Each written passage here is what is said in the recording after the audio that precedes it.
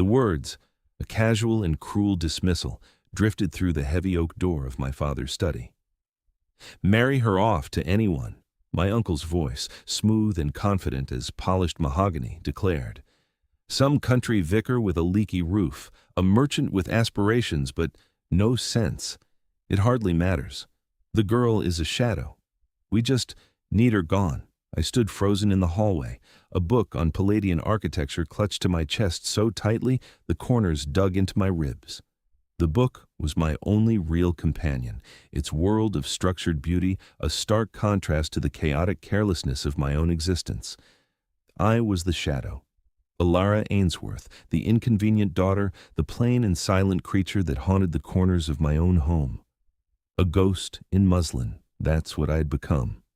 My step-uncle Theron had arrived in our lives like a creeping fog after my mother's death, slowly enveloping my father in his counsel and isolating him from the world, from his duties, from me.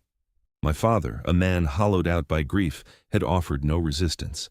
He desired only a quiet life, and quiet, in our household, meant acceding to Theron's every wish. Theron managed the estate, Theron managed the finances, and Theron managed the social calendar, a calendar from which I was increasingly and deliberately erased. My sister Liana was the sun to my shadow.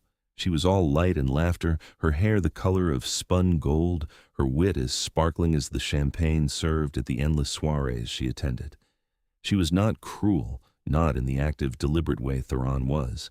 She was simply oblivious, floating through life on a cloud of adoration, barely noticing the quiet figure who slipped through the halls, always with a book as a shield. Theron championed Liana, polishing her like a prize jewel for the marriage market. I, on the other hand, was a flaw in the setting, a dull stone to be pried out and discarded. The conversation in the study continued, a low murmur of male voices agreeing on my fate. I felt a familiar, cold resignation settle in my stomach. It was a prison of my own making, this silence, this invisibility. As a child, I had learned that my opinions, my passions, for mathematics, for the precise language of architecture, for anything beyond stitchwork and watercolors, were met with impatience or outright ridicule from Theron. "Such an odd girl," he would say with a pitying smile that never reached his eyes. "So serious." And so, I had retreated into myself, building walls of quietude so high that I was no longer sure how to breach them myself. Hope was a dangerous, fragile thing, and I had learned long ago to starve it. The final defining act of my humiliation was planned to be the grandest ball of the season, hosted at our own London townhouse.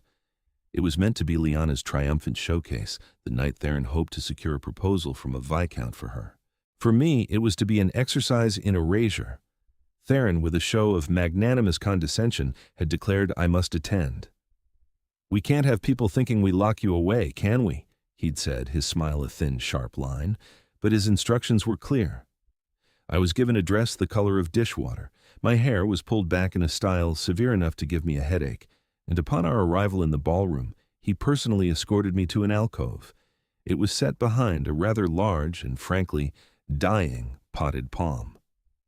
"You'll be more comfortable here, my dear," he'd murmured, loud enough for those nearby to hear. "Away from the crush. You know how you dislike a crowd." And there I stood, a living piece of forgotten furniture. The music swelled, a river of sound and light and laughter flowing past my little inlet of shadow. I watched Liana twirl in the arms of the Viscount, her gown a shimmering cascade of sapphire silk, her face flushed with triumph. I saw my father, looking tired and gray, talking to other tired, gray men. I saw Theron, a master puppeteer, moving through the crowd, pulling strings, his gaze sweeping the room with proprietary satisfaction. He glanced toward my alcove once, a flicker of a smirk on his face, before turning away. I was exactly where he wanted me, contained, invisible, worthless. I pressed myself further into the corner, wishing the damask wallpaper would simply absorb me. The air grew thick, the scent of wilting palm fronds and spilled champagne making me feel faint. I closed my eyes, focusing on the memory of a blueprint, the clean, logical lines of a cathedral dome, trying to transport myself anywhere but here. That was when the music faltered. A subtle shift, a momentary hesitation in the rhythm of the violins, but it was enough to break the spell. A ripple of whispers spread through the ballroom, turning heads toward the grand entrance. A hush fell, a stark and sudden silence that was more profound than the music it replaced. I opened my eyes and peered around the edge of the palm. He had arrived, the Duke of Blackwood. Even I, in my self-imposed exile from society, knew the name. It was spoken in tones of awe and trepidation, immensely powerful, impossibly wealthy, and fiercely reclusive. He was a phantom of the ton, a man who had inherited his title under tragic circumstances years ago, and had since remained cloistered on his vast, remote estate, appearing in London perhaps once a decade. He was said to be as cold and unforgiving as the northern coastline his castle overlooked. And he was here. He stood in the arched doorway, a figure of stark, severe elegance in a sea of colorful frippery. He was tall, dressed in immaculate black, his dark hair unadorned, his face as a mask of aristocratic stillness. His eyes, a startlingly pale gray, swept over the glittering assembly with an expression of profound disinterest. The room held its breath, waiting. Fawning hosts and ambitious mothers began to drift toward him, like iron filings to a magnet. My Uncle Theron was at the forefront, his face stretched into a sycophantic grin, Lyanna practically attached to his arm. The Duke's gaze passed over them all as if they were nothing more than decorative fixtures. He ignored Theron's outstretched hand, his eyes continuing their slow, deliberate survey of the room. They passed over the dancers, the musicians, the card players. They swept past the buffet table and the champagne fountain, and then they stopped. His eyes, across the entire expanse of the grand ballroom, found my forgotten corner.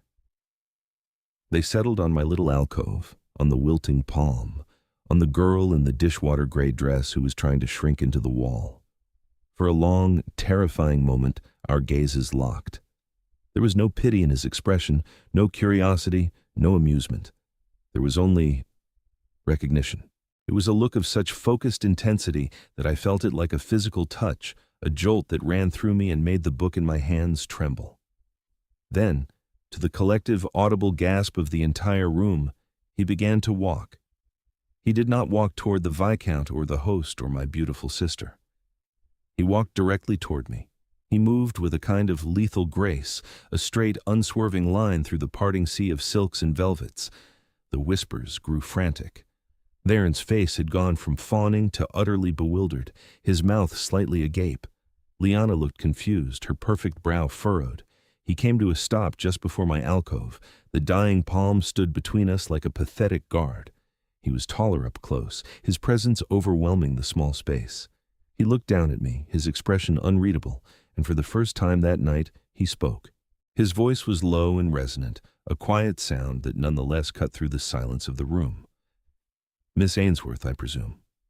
It was not a question. My name on his lips sounded foreign, solid, real. I could only manage a nod, my throat having closed completely. He gave a slight, almost imperceptible nod in return. He then addressed my uncle, who had scurried over, his face a mask of confusion and burgeoning panic. "Your ward," the Duke stated, his gaze still fixed on me, "was not properly introduced." It was a statement of fact, delivered with the weight of a royal decree. It was also a stunning public rebuke. Theron sputtered. "Your Grace, this is my niece, Alara, a quiet thing. She prefers the shadows." "I see," the Duke said, and the two words were laden with a meaning I couldn't begin to decipher. He then turned his full attention back to me, dismissing my uncle and the rest of the gawking room as if they had ceased to exist. His gaze dropped to the book I was still clutching like a life raft. "Palladio," he said, his voice softening just a fraction. "An interest in the harmony of structure?" I found my voice, though it came out as a whisper. "And the integrity of materials, Your Grace." A flicker of something, approval, surprise, crossed his severe features. It was there and gone in an instant. "Indeed," he said, "a principle often overlooked." He extended a gloved hand. Not to take my hand to kiss, as was custom, but in a simple, open gesture. "My carriage is waiting. The air in this room is stagnant. Would you do me the honor of allowing me to see you home, Miss Ainsworth?" It was not a request. It was a command, wrapped in the politest of terms. It was an escape. It was an act of such breathtaking, inexplicable audacity that the entire social fabric of the room seemed to tear. He was not just acknowledging me. He was extracting me. He had seen the cage and, for reasons I could not fathom, had decided to open the door. Stunned into silence, I placed my trembling hand in his. His grip was firm, steady. As he led me from the shadows and into the center of the stunned ballroom, I felt, for the first time in years, the terrifying, exhilarating sensation of being seen. The days that followed were a study in bewilderment. I spent them in a state of suspended disbelief, certain that I had dreamt the entire encounter. I replayed the scene in my mind until its edges frayed, the hush of the crowd, the Duke's unswerving path, the pressure of his hand as he led me from the ballroom. He had delivered me to my own front door with a formal bow and a quiet, "Until we meet again, Miss Ainsworth." Not a question. A statement of intent. My mind reeled, trying to find a logical explanation. It had to be pity, a powerful man's momentary whim, a grand gesture to alleviate his own boredom. I braced myself for the inevitable return to invisibility, telling myself the brief flash of light had only made the shadows seem deeper. Theron was a storm cloud of contained fury. He could not openly rage against a duke, but the atmosphere in the house became thick with his displeasure. He subjected me to a silent, simmering scrutiny, his eyes following me with a new, calculating malevolence. Liana, for her part, was simply baffled. "But what did he want?" she asked me, for the 10th time, as we sat in the morning room. "He didn't even look at my new pearls." Her world was ordered by such things, pearls and glances and dance cards. The Duke's actions were an anomaly she could not compute. I had no answers for her. I had no answers for myself.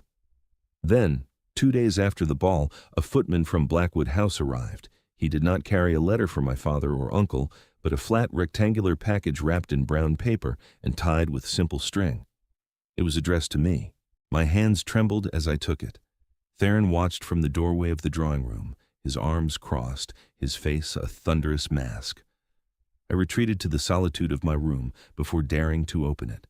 Inside was not a bouquet of flowers or a box of sweets. It was a book, a magnificent leather-bound folio, its pages thick and smelling of age and ink. The title was embossed in gold leaf, The Architectural Principles of Vitruvius. It was an impossibly rare edition, something I had only ever read about. Tucked inside the front cover was a single thick card. Upon it, in a stark black script, was a message. "A foundation for any serious discussion. Your Grace, the Duke of Blackwood." And below that, an invitation. "I will call upon you tomorrow at 2 o'clock. My heart hammered against my ribs, a frantic bird beating against a cage. This was not pity. Pity sent flowers. This was a response, a continuation of the conversation he had started in that crowded, suffocating ballroom. He had heard my whispered words about integrity and had answered them with the foundational text of the entire discipline. It was a meeting of minds, offered across the social chasm that separated us. I spent the rest of the day in a haze of terror and a treacherous, unfamiliar hope. I read the Duke's note again and again, the title, Your Grace, a formal, almost teasing acknowledgement of my own words to him. He was not just seeing me, he was listening. The next day, at precisely 2 o'clock, the Duke of Blackwood was announced. Theron, forced by convention, had to receive him in our main drawing room. He had insisted I wear a virginal white dress, an unsubtle attempt to frame me as a naive innocent being preyed upon. He and my father were present, a grim and silent phalanx of disapproval. The air was thick with tension. The Duke entered the room and the temperature seemed to drop several degrees. He greeted my father and uncle with a curt, correct nod, his gaze sweeping the room before it landed on me. "Miss Ainsworth," he said, his voice a calm island in the turbulent silence. He did not sit on the sofa Theron indicated, which would have placed him in the center of their familial court. Instead, he chose a straight-backed chair near the window, a move that subtly realigned the room's geography, placing him slightly apart with me in his direct line of sight. The initial conversation was excruciatingly stilted. Theron attempted to steer it toward matters of politics and land, subjects on which I could offer no comment. The Duke answered in clipped monosyllables, his attention clearly elsewhere. Finally, he turned his gaze fully upon me. "Miss Ainsworth, I trust the book was to your liking?" "It is a masterpiece, Your Grace," I said, my voice steadier than I expected. The discussion of firmitas, utilitas, and venustas, durability, utility, and beauty, feels as relevant today as it must have in ancient Rome. Theron scoffed, a harsh, grating sound. Alara has these strange notions, fills her head with books and numbers. The Duke's gaze did not waver from my face. "There is nothing strange about appreciating the principles that underpin civilization, sir," he said, his voice quiet but laced with steel. He had not even looked at Theron as he spoke. Then he turned to me again. "I have been considering the buttressing of the North Tower at Blackwood Keep. The original plans are lost and the stonework is beginning to show stress. I find myself in need of a fresh perspective, one that values integrity of structure." It was a direct invitation, a challenge disguised as a request for aid. He was offering me a glimpse into his world, not as a woman to be courted with poetry and compliments, but as an intellect to be consulted.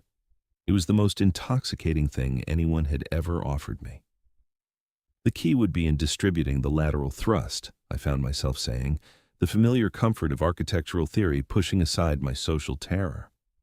Without seeing the existing structure, I would speculate that a series of stepped or flying buttresses might be required, depending on the height and the load-bearing capacity of the lower walls. A genuine, startlingly beautiful smile touched the Duke's lips. It did not transform his face so much as illuminate it from within, softening the severe lines and warming the cool gray of his eyes.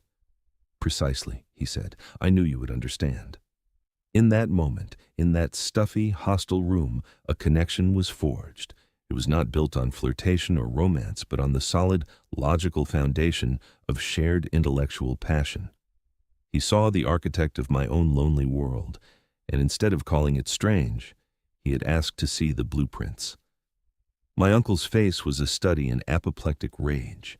He had tried to sell me as a worthless shadow, and this man, this Duke, was discussing engineering with me as if I were his equal. The ground beneath Theron's feet was shifting, and he had no idea how to stop the quake. For me, it was the first tremor of a freedom I had never dared to imagine. The Duke's visits became a regular occurrence, a ritual that reshaped the landscape of my life. Each visit was a quiet act of rebellion against the narrative Theron had written for me. He would arrive, always punctual, always impeccably dressed, and the oppressive atmosphere of the house would momentarily lift, replaced by a different kind of tension, one of anticipation. We rarely spoke of personal matters in those early, formal meetings in my father's drawing room. Our conversations were a carefully constructed edifice built of architectural theory, philosophy, and history. We discussed the merits of Gothic versus neoclassical design, the mathematical beauty of the golden ratio, the societal impact of public works. With every exchange, I felt a part of myself that had been dormant for years begin to stir and awaken. He was a precise and demanding conversationalist. He would pose a question and then listen to my answer with an unnerving stillness, his pale eyes fixed on my face as if he were assessing the very structure of my thoughts. He was not testing me, he was engaging me. He would counter my points with his own, pushing me to defend my positions, to articulate my ideas with greater clarity. For the first time in my life, I was being taken seriously. The voice that had been a hesitant whisper was becoming stronger, more confident. Theron's attempts to sabotage these meetings were clumsy and increasingly desperate. He would interrupt with loud, pointless anecdotes. He would try to drag Liana into the conversation, presenting her like a beautiful, decorative object. "Liana has just had a new portrait done, Your Grace, a study in pastels, so much more pleasing than all this talk of stone and stress, is it not?" Liana would blush and look uncomfortable, while the Duke would simply wait with unnerving patience for the interruption to end before returning his attention to me. "You were saying, Miss Ainsworth, about the fenestration of the West Wing?" He began to send small, thoughtful gifts, not the typical courtship offerings, but things that spoke to our conversations. A set of finely crafted drafting tools, a collection of geological samples from the quarries near his estate, a slim volume of poetry by a Stoic philosopher. Each one was a quiet message. I am listening. I remember. These small acts of kindness were more precious to me than any diamond bracelet. They were proof that his attention was not a fleeting whim.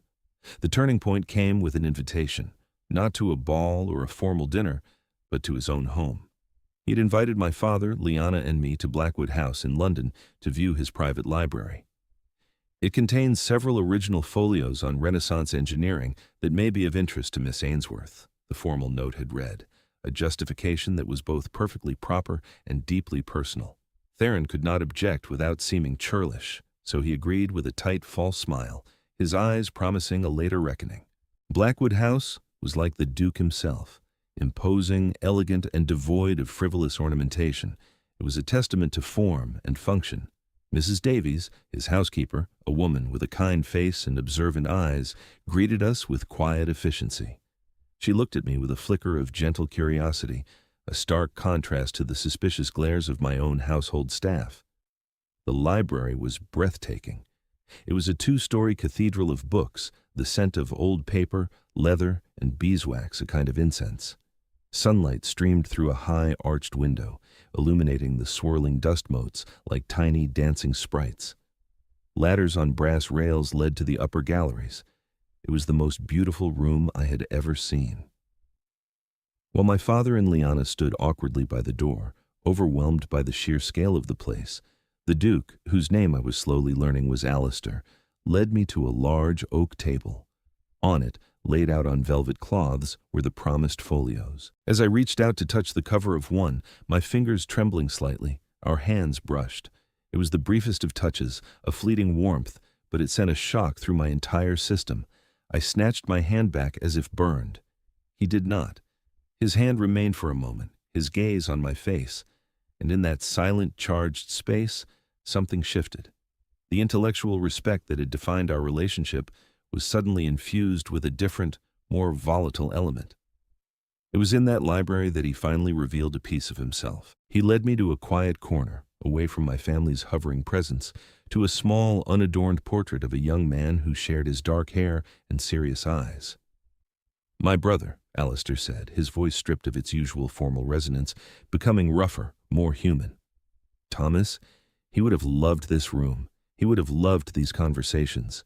He told me then of the boating accident that had taken his brother's life years ago, the tragedy that had thrust the dukedom upon him and driven him into solitude. He spoke of his grief not as a grand, dramatic sorrow, but as a quiet, constant ache, a structural flaw in the foundation of his life that he was constantly working to shore up. "He was the one who was meant for all of this," Alistair confessed, his gaze fixed on the portrait. "I was the second son, the scholar, the spare." "The world sees you as a duke," I whispered, my heart aching for the lonely man behind the title. "They don't see the scholar."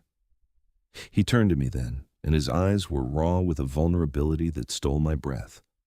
"You do," he said simply. "From the very beginning, you did." He then told me about the public lecture on civic planning we had both attended years ago. I had been a girl of 16, dragged there by a tutor.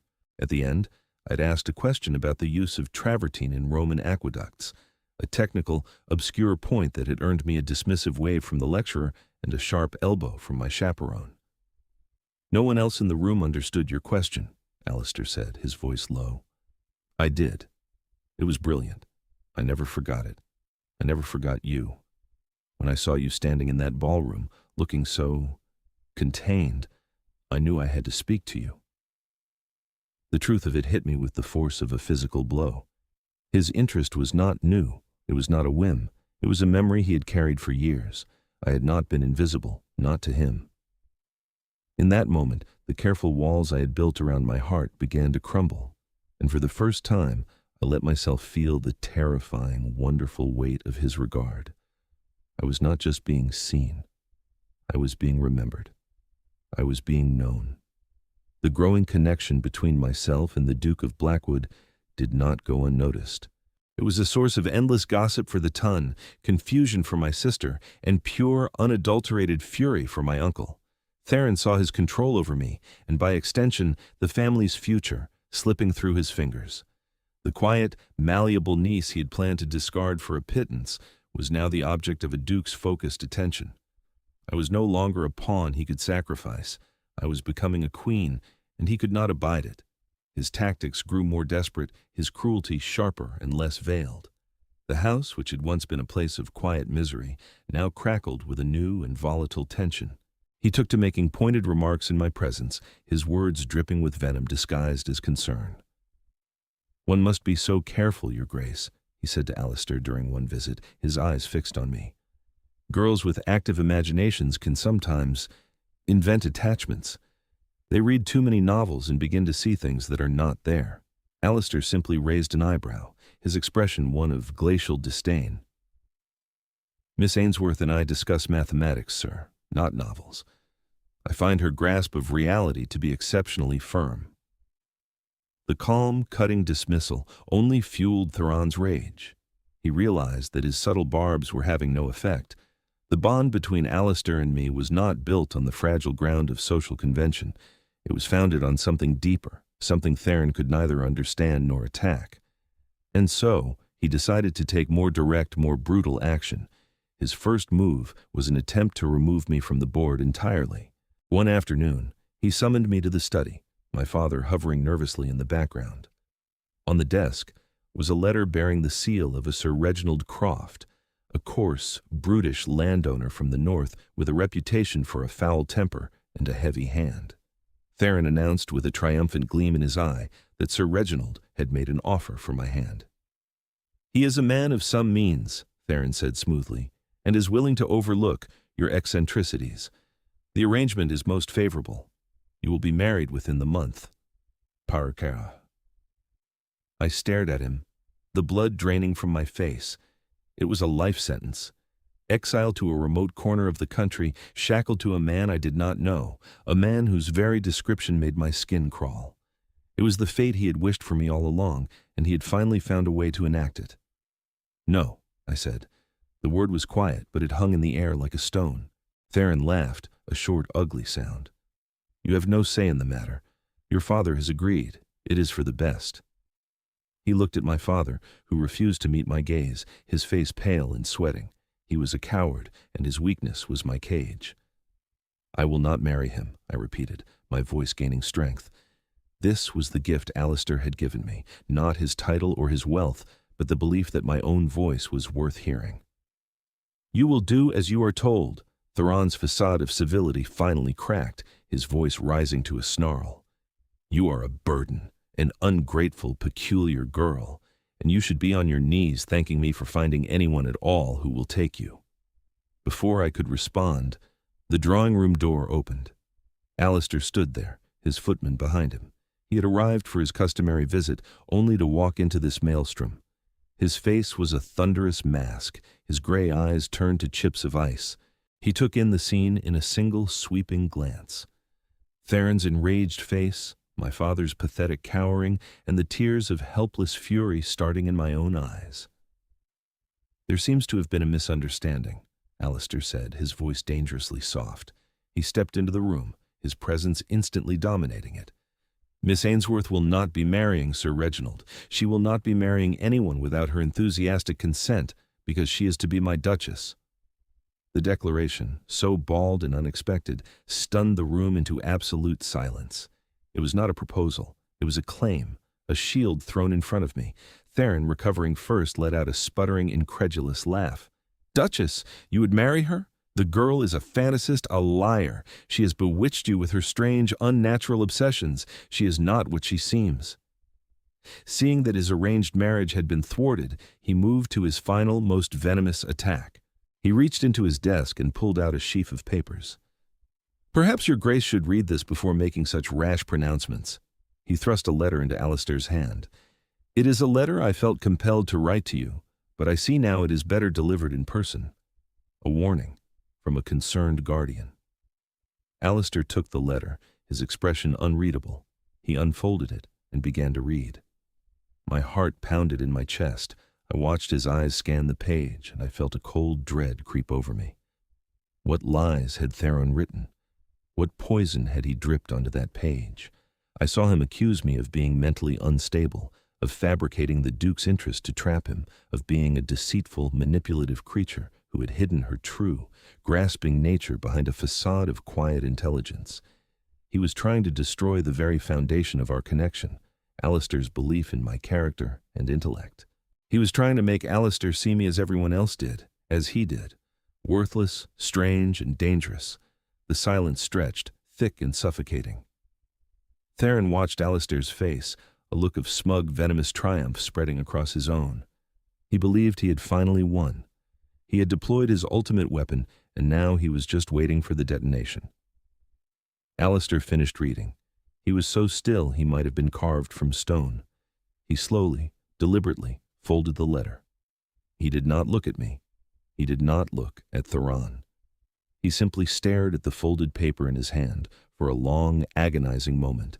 My hope, which had soared so high just moments before, plummeted. The silence in the room was a roaring in my ears. I saw my future fracture and fall away, leaving only the cold reality of Sir Reginald Croft and a life of misery. Theron had won. The poison had worked. Then Alistair looked up. His gaze was not for me, but for my uncle, and the expression in his eyes was not one of doubt or hurt or confusion. It was an expression of cold, terrifying clarity. It was the look of a predator that had just seen its prey step willingly into a trap. "Thank you, sir," Alistair said, his voice as calm and chilling as a winter dawn. "You have just saved me a great deal of time." He did not show me the letter. He did not ask for my side of the story. He simply tucked the venomous screed into his inner pocket, gave me a look that was both a promise and a command for patience, and took his leave.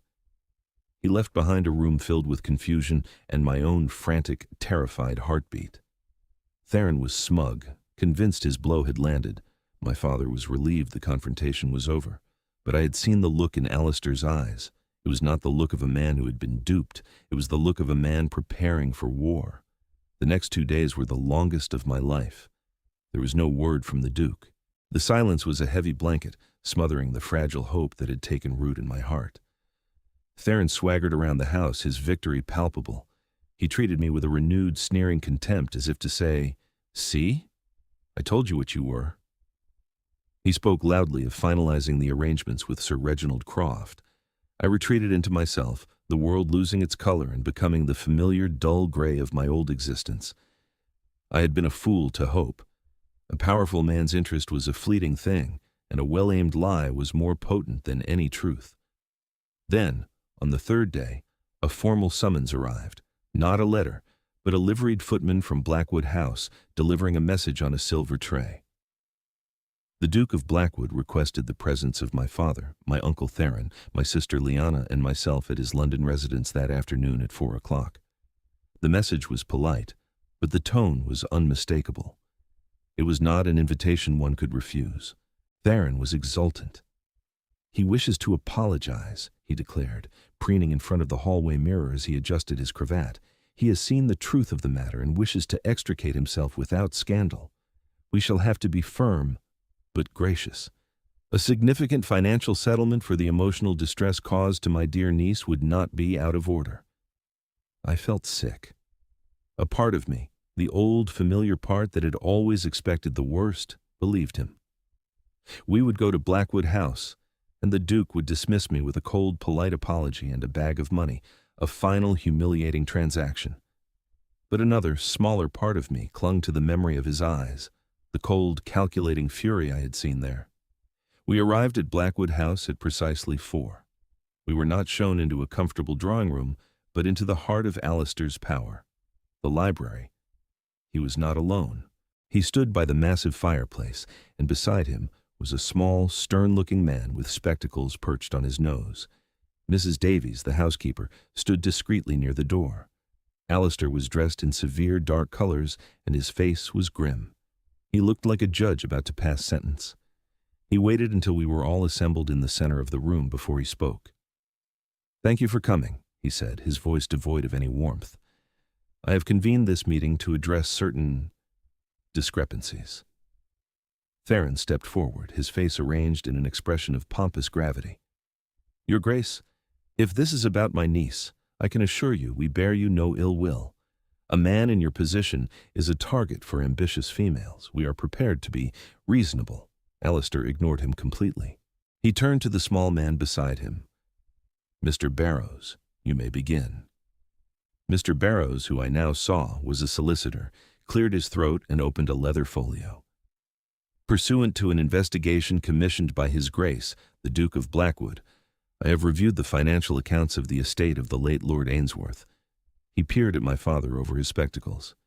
"And more specifically, the management of said estate by his brother-in-law, Mr. Theron Croft, since he assumed his duties." Theron's face went from smug to pale in an instant. "Investigation? What is the meaning of this? My management of the estate is a private family matter." "It became my matter," Alistair cut in, his voice like cracking ice, "when you attempted to use falsified information to manipulate me. Your letter," he said, pulling the folded pages from his pocket and tapping them against his palm, "was a miscalculation. You accused Miss Ainsworth of being a grasping, deceitful creature. It prompted me to wonder what sort of environment would produce such a character, or more accurately, what sort of man would find it necessary to invent such a fiction." The solicitor continued, his voice a dry monotone that listed a litany of sins. He detailed how Theron had systematically embezzled funds from the estate for years, how he had sold off parcels of land and pocketed the proceeds, how he had mortgaged properties without my father's knowledge, and finally, the cruelest cut of all, how he had stolen the dowries left in trust for Liana and me by our mother, leaving us virtually penniless. Liana gasped, her hand flying to her mouth. My father sank into a chair, his face ashen, the full scope of his willful ignorance laid bare. Theron was spluttering, his face a mottled red and white. "Lies! These are all outrageous lies. You have no proof." "Oh, but I do," Alistair said softly. He gestured to a stack of papers on the table. "Account ledgers, forged signatures, testimonies from tenants you exploited. Mr. Barrows is exceptionally thorough. Your letter, Mr. Croft, was not a weapon. It was a confession. It showed me a man desperate to rid himself of a young woman who, should she ever marry a man of influence, might begin to ask questions about her own inheritance." The beautiful, logical structure of Theron's ruin was complete. He was trapped, exposed, and utterly defeated. And then Alistair did something I never expected. He turned to me. "Miss Ainsworth," he said, his voice softening. "Alara, he tried to take your voice. I believe it is time you used it." All eyes were on me. Theron, a cornered rat, my father, a broken man, Liana, her eyes filled with a dawning, horrified understanding, and Alistair, his gaze steady, empowering, holding me up. The fear I had lived with my entire life was gone, burned away by the clean fire of righteous anger and the profound, unshakable knowledge that I was not alone. I stepped forward.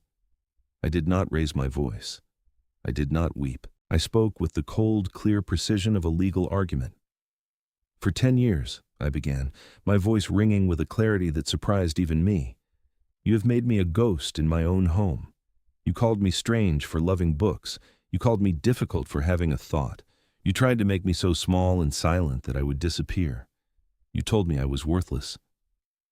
I looked at him, at the man who had tried to erase me, and I felt not hatred, but a kind of pity. "You were wrong. My worth is not something you can grant or take away. It is not determined by a husband or a dowry. It is mine." I turned to my father. "And you. You let him. For the sake of a quiet life, you sacrificed your daughter's happiness. You stood by and watched as he tried to sell me. That is a silence I will never forgive." My father wept, his face in his hands. Theron was speechless, his face a mask of disbelief and ruin. Liana came to my side, her hand finding mine, her eyes wet with tears of apology and solidarity. In that moment, the old family dynamic was shattered forever. The shadow had spoken, and she'd been heard. The aftermath was swift and absolute. Mr. Barrows, with the full weight of the Duke of Blackwood behind him, saw to the legalities. Theron Croft was utterly disgraced, his name a scandal whispered in every drawing-room in London. He was forced to make restitution as best he could, a sum which barely scratched the surface of his debts before fleeing to the continent to escape his creditors and his shame. My father, shaken from his passive stupor, was left to pick up the pieces of his mismanaged estate, a task he now had to face alone. Liana, her own engagement to the Viscount now precarious due to her diminished dowry, remained by my side, her former obliviousness replaced by a fierce newfound loyalty. The house was quiet, but it was a different kind of quiet now, not one of suppression, but of emptiness and reflection. In the midst of this chaotic reordering of my world, Alistair was my anchor. Once the confrontation was over, and my family had departed his library in their various states of disgrace, he had turned to me. The room, which had been a courtroom just moments before, became a sanctuary. The air was still thick with the echoes of anger and revelation, but between us there was a profound and peaceful silence. He did not rush to fill it. He simply stood before me, his severe face softened by an emotion I could not yet name. He looked at me as if he were seeing a familiar landscape after a long and arduous journey, a look of homecoming.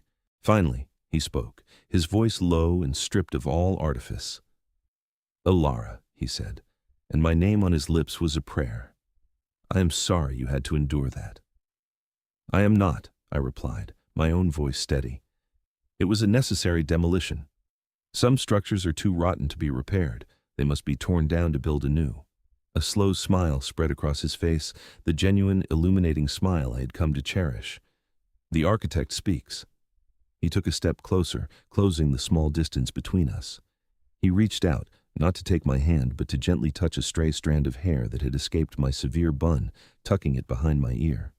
His touch was light, but it sent a tremor through me, a current of warmth that chased away the last of the chill. "When I first saw you," he continued, his eyes searching my face, "truly saw you all those years ago, I saw a mind of exceptional clarity and integrity. When I saw you again at the ball, I saw that same light being deliberately hidden, suffocated. I could not bear it." He paused, and a shadow of his old pain crossed his features. "My whole life, I have been seen as a title, a fortune, a cold, remote fortress of a man. My own family saw me as a spare part. You looked at me and saw a scholar. You saw the man who missed his brother. You saw the structure beneath the facade." He took my hands in his grip firm and warm. "I did not lie in that room, Ilara." But my declaration was incomplete. It was not a strategy. It was a truth I realized in the moment I saw you threatened. But it is not my wish to rescue you. You have proven more than capable of rescuing yourself. My wish is for a partner, an equal, someone to help me design a life. My heart was beating so loudly I was sure he could hear it. This was it. The culmination of all the quiet conversations, the shared books, the stolen glances.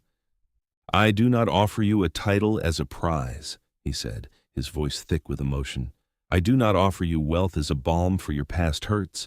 I offer you my respect, which you have commanded from the first. I offer you my loyalty, which you will have for all of my days. And I offer you my heart, which I have discovered has been yours for far longer than I knew." He took a deep breath. "Ilara Ainsworth, you who values integrity and beauty and durability above all things, will you do me the profound honor of becoming my wife?" Tears, not of sorrow or anger, but of overwhelming cathartic joy, filled my eyes. The word I had spoken in defiance to my uncle now felt entirely different, filled with a new and wonderful meaning. "Yes," I whispered. "Alistair, yes." He did not sweep me into a dramatic embrace. His next move was as deliberate and thoughtful as everything else about him. He gently raised my hand to his lips, his gaze never leaving mine. And then he lowered his head and kissed me. It was not a kiss of fiery, impetuous passion. It was a kiss of deep and profound significance. It tasted of relief, of recognition, of the end of a very long winter for both of us.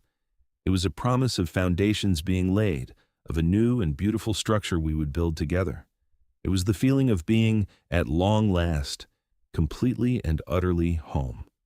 1 year later, I stood on the windswept northern battlements of Blackwood Keep.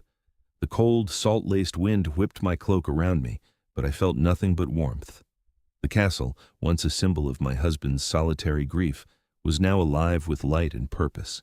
Its ancient stones, which had so fascinated me in theory, were now the familiar landscape of my daily life. From this vantage point, I could see the beginnings of a new structure rising in the valley below, the clean geometric lines of a public conservatory and library. My design. Alistair had not just given me his name. He had given me his patronage, his trust, and the resources to turn my architectural dreams into stone and glass and steel. The project was for the local tenants and villagers, a place of learning and beauty to withstand the long, harsh winters. It was a testament to our shared belief in utility, durability, and beauty. A pair of strong arms wrapped around me from behind, and a familiar chin rested on my shoulder. "Surveying your kingdom, your grace?" Alistair's voice was a low rumble against my ear, laced with fond amusement. I leaned back against his solid warmth, my hand covering his. "Assessing the lateral thrust on the western wall, actually," I replied, a smile in my voice. "I believe the masons could use a bit more direction." He chuckled, a warm, easy sound that I had come to love more than any other. My brilliant, formidable Duchess, always building. We stood in comfortable silence for a while, watching the distant figures of the workmen. The world I had known a year ago seemed like a dimly remembered nightmare. My father wrote infrequent, remorseful letters. Liana, having found a surprising strength of character, had broken her engagement to the foppish Viscount and was now happily married to a country doctor she genuinely loved, her happiness no longer dependent on a title or a fortune. The ghosts of my past had been laid to rest. "Do you ever miss it?" Alistair asked quietly, his breath warm against my neck. "London? The society that so misunderstood you?" I thought of the glittering ballrooms, the whispers, the feeling of being a shadow in a forgotten corner. I thought of the dishwater gray dress and the wilting palm. Then I looked at the man beside me, the stark, beautiful landscape around me, and the tangible proof of my own worth rising in the valley below. "I was a ghost," I said, turning in his arms to face him. I cupped his strong jaw, his skin warm beneath my palm, the lines of his face no longer severe, but softened by happiness and love. "You are the one who made me real. You did not rescue me from the shadows, Alistair. You walked into them with a lantern and showed me the way out. You saw me when I could not even see myself." He leaned down and kissed me, a slow, deep kiss that spoke of shared quiet evenings in the library, of lively debates over blueprints, of a partnership forged in intellect and cemented in love. "And I," he murmured against my lips, "will spend the rest of my life ensuring you never feel invisible again." As I looked into his pale, steady eyes, I knew he would. The girl who was to be married off to anyone had been claimed by a duke.